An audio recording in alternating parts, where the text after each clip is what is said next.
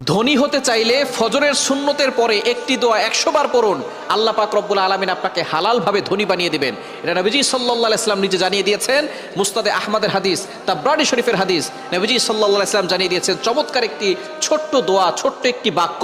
নবীজি সাল্লাল্লাহু আলাইহি ওয়াসাল্লাম বলেছেন, এই সময় যদি এই বাক্যটা 100 বার পড়া হয়, আল্লাহ পাক রব্বুল আলামিন তাকে হালালভাবে ধনী বানিয়ে দিবেন। দোয়াটি করবেন কখন? ফজরের নামাজের সময়, 2 রাকাত সুন্নতের পরে, ফরজের আগে। মনে রাখবেন, আজানের পরে, একামতের আগে এই সময়টা আমরা অনেকেই মসজিদে গিয়ে চুপচাপ করে বসে থাকি। আপনি এই সময় আল্লাহর কাছে দোয়া করবেন। এই সময় দোয়া করলে আল্লাহ তাআলা সেই দোয়াটা কবুল করে নেন। আর দোয়াউ লা ইউরাদ্দু বাইনাল আযানি ওয়াল ইকামা, তিরমিজি শরীফের হাদিস, আবু দাউদ শরীফের হাদিস। আজান ও একামতের মাঝখানে দোয়া করলে সেই দোয়াটা কবুল ফিরিয়ে দেওয়া হয় না, সেই দোয়া কবুল করা হয়। আপনি যখনই যেই নামাজে মসজিদে যাবেন, আজান দিয়েছে, একামত হতে একটু দেরি হয়, আপনি সুন্নত পড়ে চুপচাপ বসে থাকবেন না, গল্প করবেন না, আপনি আল্লাহর কাছে দোয়া করবেন। আল্লাহ তাআলা আপনার সকল দোয়াগুলো কবুল করবেন। ফজরের সুন্নত